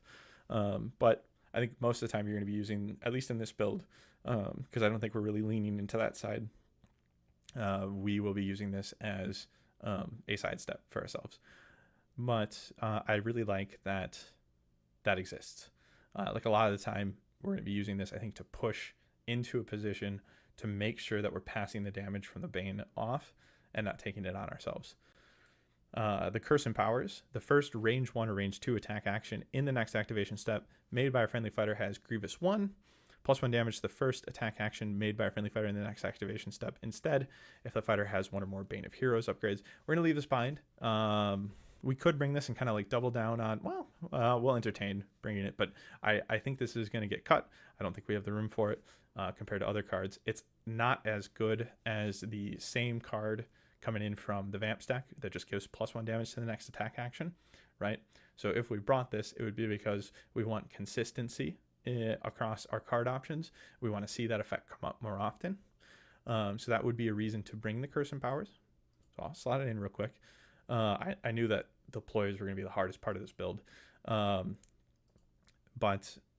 if it comes down to that card or this card, the Vamps card is going to be the one that stays in. And then the Curse Hungers. Play this during a friendly fighter's attack action after the defense roll. If that attack action would fail, the combat sequence ends, and that fighter makes an attack action that must target the same enemy fighter. Large fighters and or fighters that do not have 1 or more Bane of Heroes upgrades cannot use this reaction. We're going to take this. This is great. It's funny. I feel like the only attacks I've made so far with my Bane of Heroes fighter has been when I've had this card in hand. And I've been waiting to use it, but like you already have a reroll. And so I find that like comically, at least in my case, I have not been able to use this card. So I've held it from round to round to round. But it is really, really good. And even holding it across rounds is like not the worst problem in the world, because you made the attack that then holds this into your hand, and now you have insurance on another attack later. Like, so every attack where you don't use this is an attack hopefully later that will go through eventually because you had this card in your hand and it wouldn't have otherwise. So I think the Curse Hungers is good because it does push that attack through eventually. 18 cards. We only didn't take 2. What cards did we not take? We didn't take the Curse Divided. Yep. And we didn't take Pulse of Hunger. Yep. Okay. And we're going to get rid of, well, man. I still don't know where I stand with Dark Hunger. Let's move on to upgrades. So, Deathly Majesty. -1 dice from adjacent fighter's attack actions that target this fighter to a minimum of 1. Specifically for Duval here. So I think that might be a limitation on this card. So a better card would not require him to be the target. So -1 dice from adjacent fighters' attack actions to a minimum of 1. And you give this to Duval, and then you get in people's faces, and you prevent their ability to attack your friendlies. But since it's limited to him, and it's limited to adjacent attacks, I think it stays out. Enforcer's Cloak. Reaction after an attack action that targets this fighter. Place this fighter in an empty hex adjacent to the attacker, then discard this card. That targets this fighter. Place this fighter in an empty hex adjacent to the attacker, then discard this card. Interesting. I didn't know this was a card they had. It's Gorath only. Gorath is probably... The Gorath restriction is probably going to keep this out. Because he's already range 2. So even if you drove him back, he's probably in a position he likes. So this just helps set up support. So I think we're going to pass on Enforcer's Cloak. It does allow for some neat repositioning that I generally like. And if this was open, I would still be like on the fence about it, but I'd be more likely to take it. Mirror Duelist. This fighter is considered to have 1 additional supporting fighter, and this is Velis. This is amazing. So I believe this will also help with Crimson Hounds that target an enemy fighter adjacent to 1 or more other... Oh, no, the way this is worded, it won't. She's not considered to... Yeah, she's not considered to like meet that requirement. She just is considered to have a support. But that's good. You get her on supports, and all of a sudden her already accurate attacks become scary accurate. Ripping Claws. Anais is... And I like bringing a variety of salvageable cards too. Like, she goes down because people gun for Velis. She's very scary. So I won't be too sad if I see this card come up. Ripping Claws. Reaction. After this fighter's successful Savage Assault attack action, deal 1 damage to the target. I've had this used against me to great effect. It made me very sad. We're going to take it so that I can make other people very sad. Undying Evil. Reaction. During an attack action that targets this fighter before the deal damage step, if this fighter would be taken out of action by that attack action, roll 1 defense dice. On a roll of shield, the combat sequence ends. After this reaction, discard this card. So this card could be phenomenal. It is less likely to go off than a very similar card, Warpaint Ward, and it is an upgrade. And it seems to me that no matter what your die roll is, this is getting discarded. But that's good. That is good. So we're gonna bring this. We're gonna hope to roll the shield and just potentially completely save a fighter. Like, there's a high variance here where, like, when this card works, it's going to be like game changing, and when it doesn't, not too much was lost. I think it's worth the upgrade slot to potentially keep a fighter alive. The fact that it broadcasts itself is a little awkward. I like that about Warpaint Ward. I don't have to broadcast it. And I can choose in the moment which fighter it's going to be on. But anyways, Vampiric Might. Their cursed heritage grants the Gravelord's unnatural strength. I just wanted to understand what flavor text was going into that punch there. Taking Clacktrack on. +1 damage to this fighter's range 1 attack actions if this fighter is inspired. +2 damage to this fighter's range 1 and range 2 attack actions on a critical hit if this fighter has Bloodthirst. So if this fighter is bloodthirsty, then Grievous 2, essentially. Yeah, that's really scary. Both parts of this card are really scary. I like it a lot. So this is one of the reasons why I don't know if we bring those plus damage Gambits, because we're going to be able to find plus damage between like here and like Ripping Claws. And we're going to be dealing hopefully an extra damage at the end of the round from the Bane of Heroes. So I'm not sure how much we need to like stack the damage in our Gambits. We might be able to grab more utility there and let the damage come from our upgrades. Vampiric Speed, +1 move, +2 move instead if this fighter has Bloodthirst or is inspired. We're already move 4. That's pretty incredible for speed profile. So, or substantial. We'll go with substantial. I'm not sure we need this. I do want to entertain it. Sometimes being able to like inform an opponent in a single card that they are within reach when they thought they were safe. There's a reason for the distance that's been kept. So something like Vampiric Speed could come in clutch. But we'll see if we have room for it. Von Marusi Armor. If this fighter is inspired, reduce all damage dealt to this fighter by 1 to a minimum 1. All sources, doesn't say attack. So instantly I like this card. And if this fighter has Bloodthirst, if this fighter would be dealt precisely 1 damage, this fighter is not dealt that damage. Yeah, let's take this. So if we're bloodthirsty, we can't be pinged. And if we're inspired, we're reducing damage. Incredible, especially that it's not limited. All right, so how are we doing? We have 8 of their upgrades. We're probably going to drop Vampiric Speed. What should we grab? So Careful Aim. I think we're not going to pick this up here because so far our game plan has not been giving the Parasite away. It's been embracing the Parasite. But you can reroll 1 attack dice in this fighter's attack rolls if the target has 2 or more wound counters, which like isn't nothing. And if the target of this fighter's attack actions has 1 or more Bane of Heroes upgrades, +1 dice to this fighter's attack actions. So that's really what you're looking for out of Careful Aim. And I don't think we're handing the Parasite over enough in our mission statement to justify Careful Aim.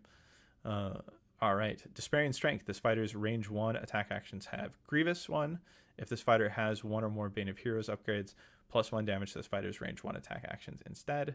So that's another +1 damage in the upgrades here. So I think that we have a lot of consistent damage in the upgrades, and we can pull them out of the Gambits. I think we're going to need more room in the Gambits. Divine Fortitude. This fighter cannot be dealt damage by a Bane of Heroes upgrade. Use this after you give this upgrade to a fighter that has 1 or more Bane of Heroes upgrades. Break this fighter's Bane of Heroes upgrades, then inspire this fighter. That's pretty cool. I can see some early... So if we can early inspire somebody, that could be worthwhile. And then just knowing that we're never going to self-damage. So the early inspiration is probably the best part about this card in this deck. I like that. Okay. Let's try to keep that card at all costs. Frenetic Efforts has been errated. Do they have the errata listed here yet? No, they don't. It cannot be part of super actions, which means it can't be part of Barge, which is most of the point of this card.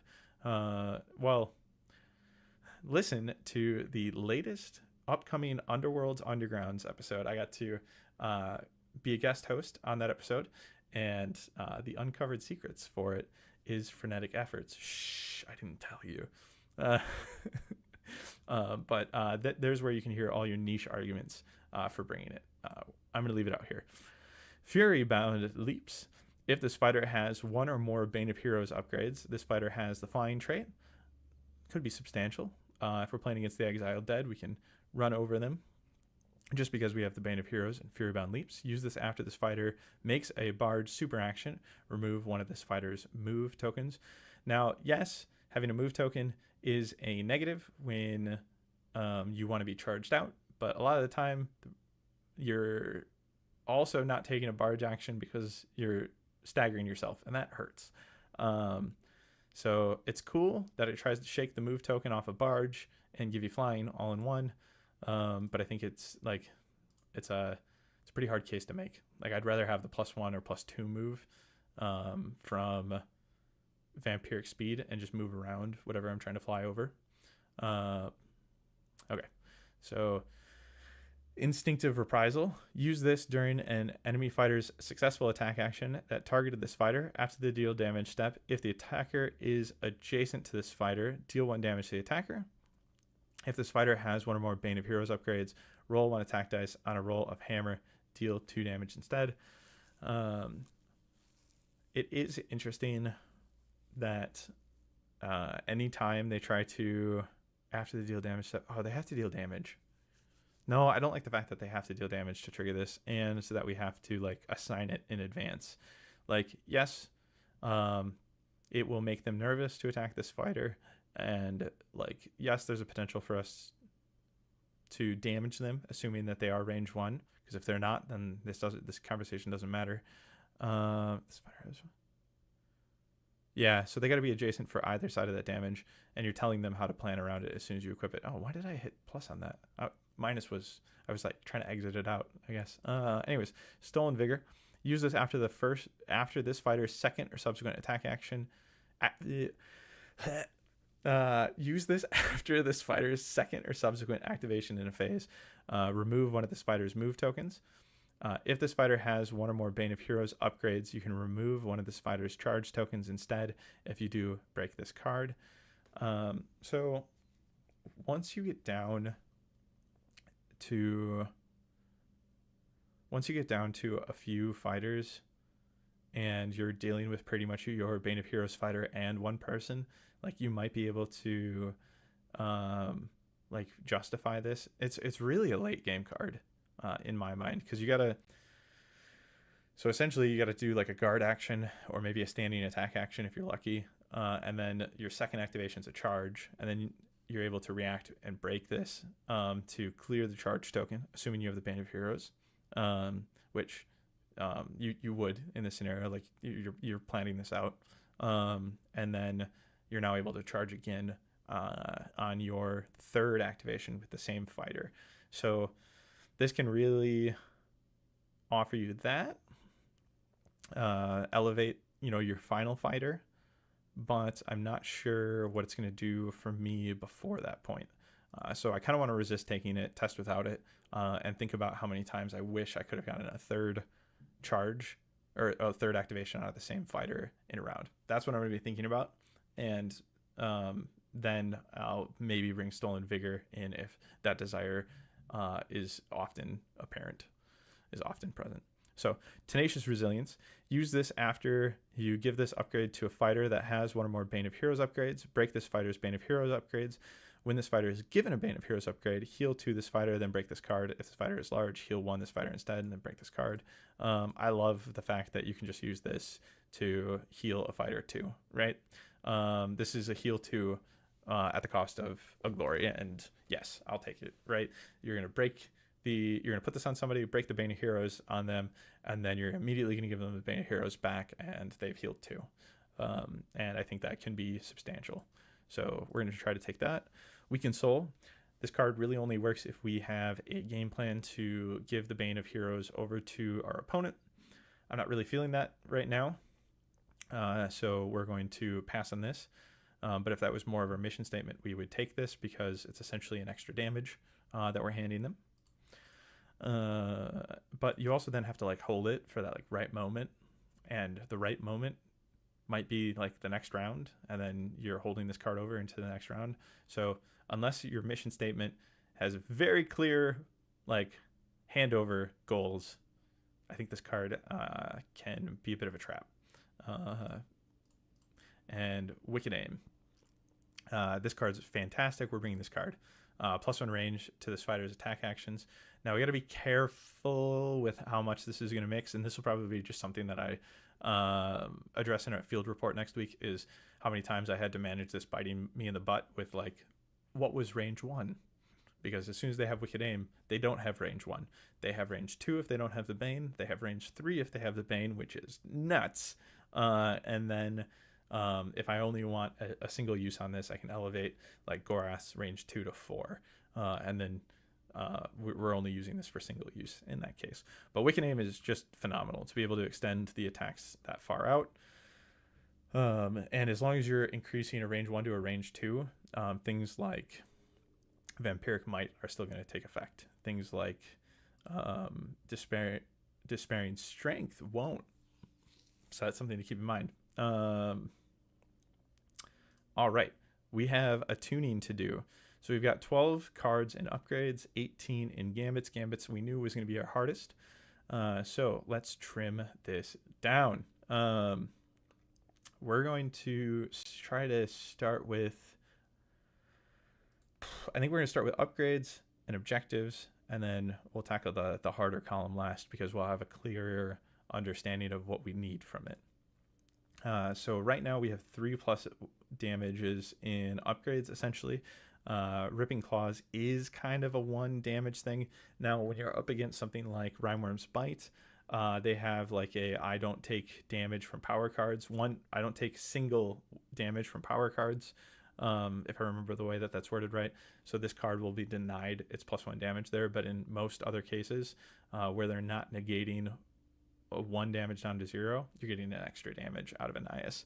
Despairing still works with the Bane, if I recall correctly, since it's a separate clause. It also includes range 1 attack actions on the second clause there. So, womp womp. But we're going to try... So, Ripping Claws would be the card we'd cut between Despairing Strength and Vampiric Might, but I think it'd be pretty darn scary to bring all 3. So let's try to keep all 3.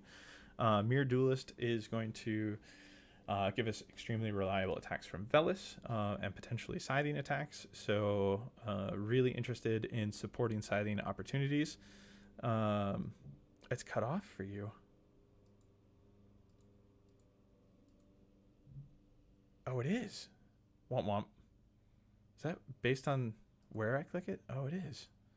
And the length of the words. Oh, okay. I might want to see if I can address that a little bit for the future. Okay. So, let's see. Blood Chalice. Blood Chalice is inspiring us and giving us better spells on our inspired side for our 2 wizards. I'm still tempted to take it to elevate those spells, because I feel like there's going to be examples where I want those spells to go off.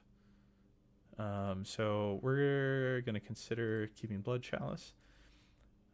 Wicked Aim is too good to not consider, or at least test with. Tenacious Resilience is a heal 2. Divine Fortitude helps us get inspired early, and that's kind of the main thing it's doing. Not being able to be dealt damage by Bane of Heroes allows us some riskier plays as well. We no longer have to manage... We no longer have to manage adjacencies at the end of a round with this fighter. We no longer have to worry about keeping a fighter alive to pass that damage over to them. We can just sort them out and take them down. I think I need to keep Divine Fortitude. Maybe even over a +1 damage. We'll see. Von Mercy Armor I like quite a bit, especially with Rhymeworm's Bite out there. We can get Bloodthirsty and shake off damage that we'd get otherwise. Vampiric Speed was on the chopping block. Let's go ahead and get rid of it. And we'll see how often we're just out of reach of targets as we're playing. Keep in mind that we could bring a Vampiric Might back in. Glutton for Gore. Glutton for Gore. So this is helping us get Bloodthirsty. That's what it's doing. And I think we want that in this build. I really do. So do we cut a damage? So I think most of the time we're using this to reduce damage on our inspired fighter, and that can be huge, right? If they only have like damage 2 attacks and they're trying to take down an inspired fighter, that's 4 attacks now instead of 2, right? So I think we keep that. We test with that. Tenacious Resilience. So I feel Blood Chalice or Ripping Claws are probably what has to go here. And I think, oh man, I think we'll keep Blood Chalice for now. But that was a hard cut.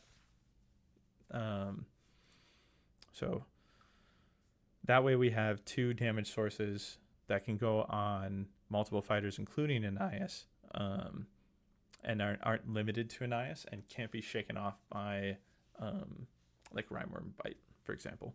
So those are kind of factors that contributed to that decision. Let's go over to our objectives. Let's try to tune these out. So we have... I don't know if I want to keep Preternatural Speed, especially after we got rid of that plus move to be able to help us get over to the line. So we're going to... It's good late. So let's consider what other options we have. I think we can safely say that we're going to get a kill eventually. Like, I think I'd rather have a kill than forcing my fighters into enemy territory. Temporary Reprieve, if we do keep it, we're keeping Opportunistic Leech, but I think that's probably fine. Clutches of Evil. So this is if we were to hand it off, which I'd like. I like that, you know, you just break and hand it off. Immediately after an activation step. If an enemy fighter has your Warband's Bane of Heroes upgrade. Oh, man. I think that's probably the cut. Let's cut that. And let's cut Preternatural Speed. And I'm gonna be thinking about those cards when Temporary Reprieve is difficult for me. I'll be thinking about those cards quite a bit. So I'm nervous about this slot, but we'll test. That's what it's for. And then over here, we have 2 points from Bane's Triumph. If we play back and we send 1 fighter in. Otherwise, Death's Domain and Grave Lords I'm pretty comfortable with. So we've got this one just managing our fighter states. So we need 2 inspired, or we need 2 each surviving fighter. Oh wow, each surviving fighter has 2 or more upgrades. So that's a late game. You're not. That's 8 upgrades early game. So early game, it's 2 or more surviving friendly fighters are inspired. Late game, it's the other. I think this is actually, even thinking through that experiment, this card becomes even more reliable in my head. Like, I think Grave Lords is an absolute must.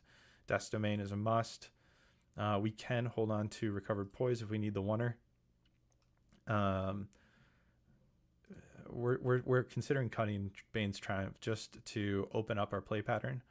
But right now we're thinking, yeah, let's do it. Let's open up our play pattern and not put ourselves in a position where we need to only have 1 person over the line at any given time. I would like to point out, probably very late, if it escaped your notice that Despairing isn't scything locked, so Velas can be even more spooky if you line it up. It definitely didn't make it into commentary on this channel. I definitely, if I had noticed that, forgotten it here and didn't notice it on reread. That's fantastic. That is not scything locked. That is potentially nasty. Good call out, Wellner. So we got rid of Bane's Triumph again just to open up our play pattern. It locks us in, and as the rounds go on, that makes it harder and harder. Like, the best round for that is round 1. And if we're not drawing it in round 1, then are we having to evacuate their territory? And is that the best use of our actions? So we're getting rid of that. I like Powerful Pawn.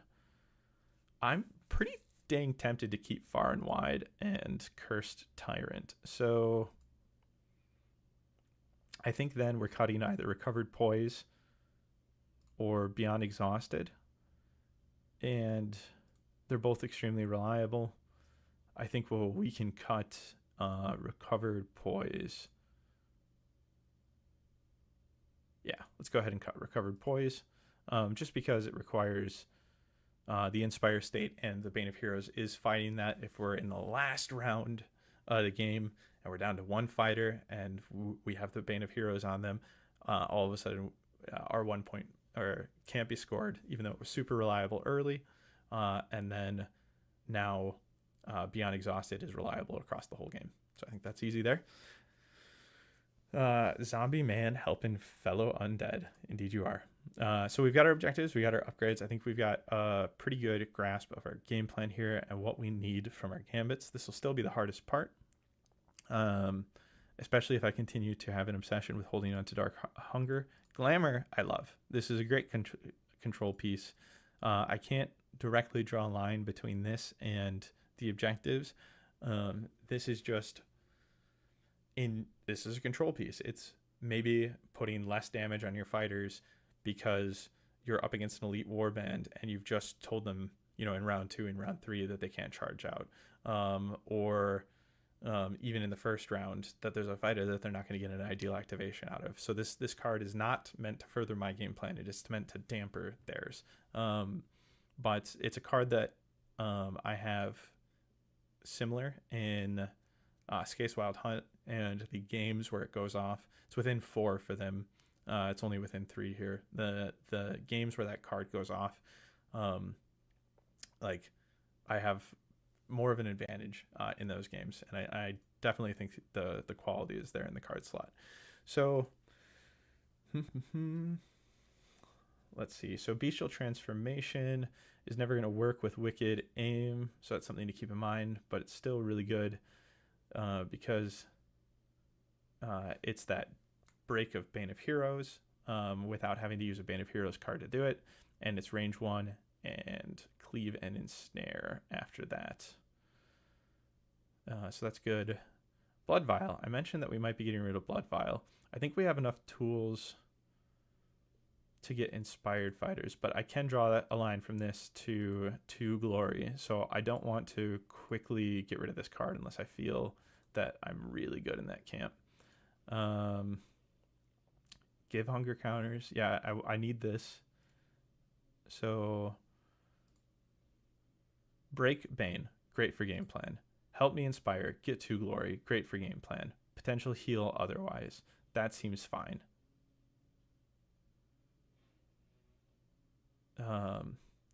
Deathly Apotheosis, might need to circle back to this card. Driven to Hunt has so much going for it. Helps me Bloodthirst, which is the Bane of Heroes mission statement, is get bloodthirsty and embrace the Parasite. So we want this. It's also got push. It's also got salvage. +1 damage. Oh, we can get rid of this. We can get rid of Curse and Powers. There we go. Okay, so there's 2.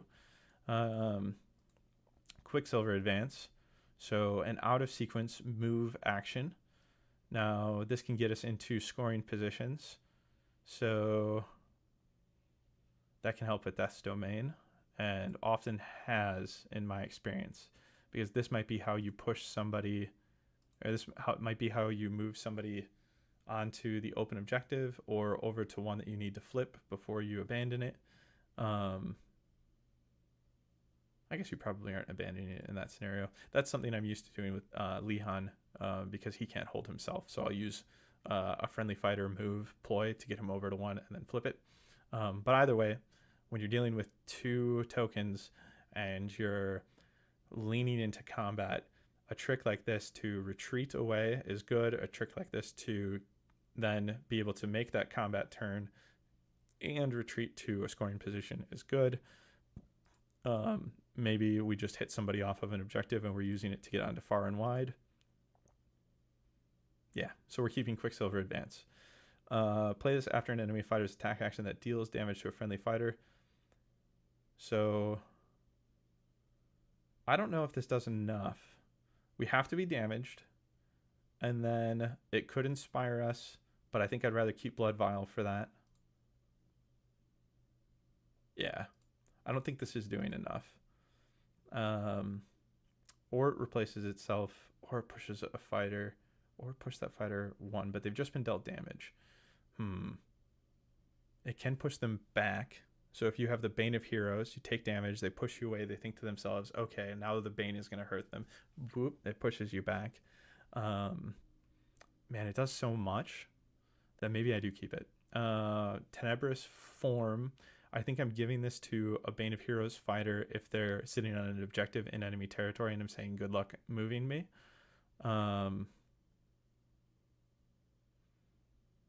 So cannot hold objectives, but it ends at the end of the phase, not the round. So you'll be able to hold into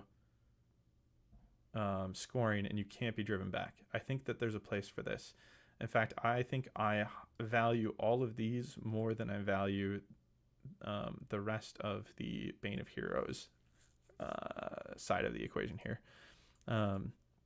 The only question is actually Deathly Apotheosis. Choose one friendly fighter while this fighter has Bloodthirst. So we got to get to Bloodthirst, but then we start healing like crazy.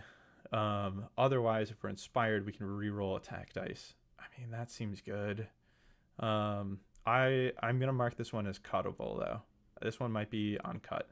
Lure of Power. Choose a fighter that has one or more Bane of Heroes upgrades that is not an objective. No, I can't find enough reason to justify holding that in that slot. Malefic Siphon. Yes. Opportunistic Leech, because we're keeping temporary reprieve. I'm taxed opportunistic leech. I need to bring it. Sudden swap. I like the ability to get one fighter where I need the Bane of Hero fighter or vice versa and swap them. I like that a lot. So 1, 2, 3. So 1, 2, 3, 4, 5, 6, 7. So these would be the 3. And then I'd have to cut everything else. So do I like all of these above the others? Tempting Lure, I love. The Curse Demands, I love. The Curse Hungers. Oh, it would feel weird to not bring it. This is hard. I'm going to take a screenshot real quick of the cards that I'm struggling with here. And we're going to come back to this next week. Boom. Okay, so for now, we're going to make cuts, and we're going to try. And we're going to make cuts pretty willy-nilly. So I think we got to get rid of the Dark Hunger. We can't hold on to that 50-50 when it's not doing enough for our own game plan. Let's keep the Curse Demands over Startling Competence. Oh, but this can help me inspire in round 1 and can help me with Gravelords. Let's get rid of Deathly Apotheosis. That's for sure.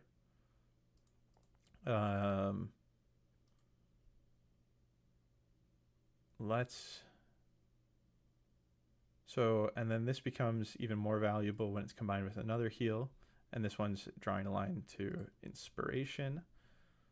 I'm taxed Opportunistic Leech. I want Sudden Swap.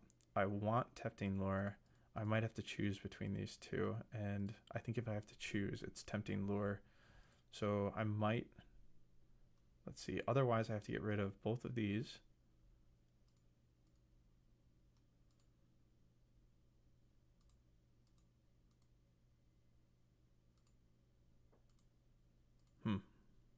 Okay. So let's get rid of the Curse Hungers. I can't believe I'm getting rid of the Curse Hungers.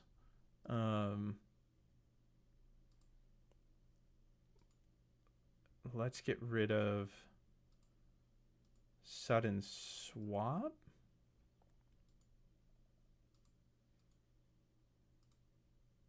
Dang. Yeah. And then I think Curse Demands might even be on the chopping block here. And I think the Curse Demands is a card you want to keep. So I'm having a hard time getting rid of it. I also really like having push tech available to me, and so far I've only got, or like repositioning tech, I've got Tempting Lure, Curse Demands, and then one if I'm being hit and being dealt damage.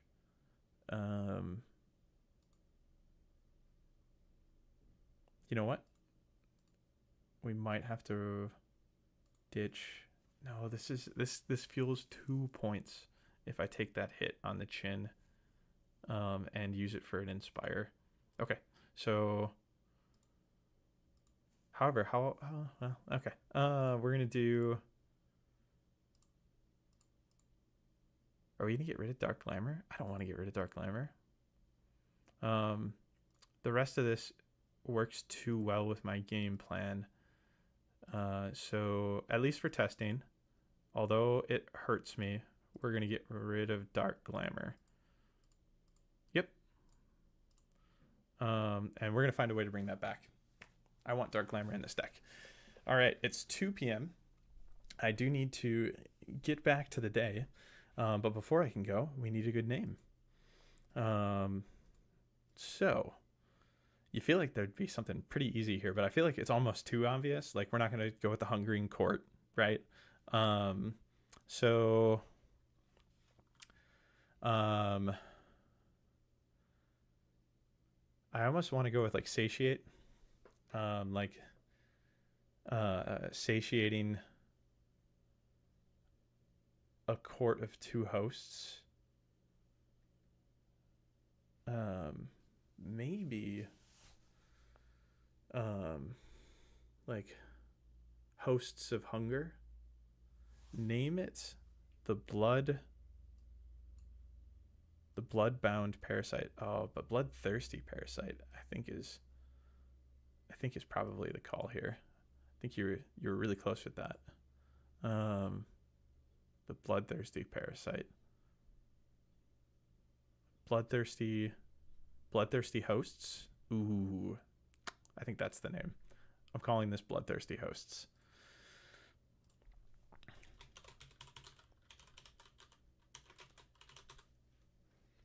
Yeah, I like that a lot. All right, Bloodthirsty Hosts it is.